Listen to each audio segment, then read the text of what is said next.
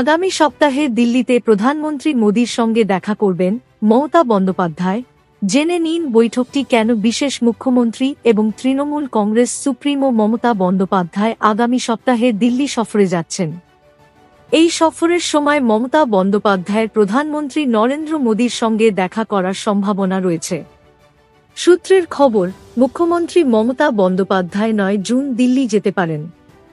প্রশাসনিক সূত্র অনুযায়ী মুখ্যমন্ত্রী দিল্লিতে দুদিনের সফরে থাকবেন। মুখ্যমন্ত্রীর দিল্লি সফরের প্রধান উদ্দেশ্য হল কেন্দ্রীয় সরকারের বিভিন্ন প্রকল্পে কথিত সাহায্য না পাওয়ার বিষয়টি উত্থাপন করা। তৃণমূল কংগ্রেস এবং মুখ্যমন্ত্রী প্রায়শই অভিযোগ করে আসছেন যে কেন্দ্রীয় সরকার রাজ্যের কেন্দ্রীয় প্রকল্পের টাকা দিচ্ছে না। বাংলার প্রতি বৈষম্য করা হচ্ছে। মনে করা হচ্ছে মুখ্যমন্ত্রী প্রধানমন্ত্রীর সঙ্গে দেখা করে রাজ্যের 1.7 লক্ষ কোটি টাকা বকেয়া পরিশোধ নিয়ে আলোচনা করবেন। প্রশাসনিক সূত্র অনুযায়ী 100 দিনের কাজের জন্য টাকার দাবিতে তৃণমূল আগেও দিল্লির রাস্তায় নেমেছিল। শুধু 100 দিনের কাজ নয়, প্রধানমন্ত্রী সড়ক যোজনা এবং আবাস যোজনার জন্য তহবিল বকেয়া রয়েছে। সূত্রের খবর অনুযায়ী রাজ্যের কেন্দ্রের কাছে 1.7 লক্ষ কোটি টাকা বকেয়া রয়েছে।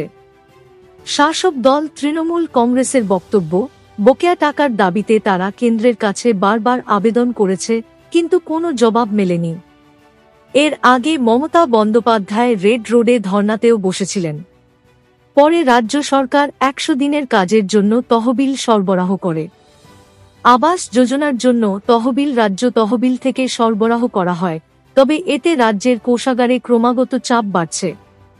এরই মধ্যে 9 জুন থেকে বিধানসভার অধিবেশন শুরু হচ্ছে। সেখানে বেশ কিছু গুরুত্বপূর্ণ বিষয়েও আলোচনা হতে পারে। বিভিন্ন বিল পাস হওয়ার সম্ভাবনা রয়েছে।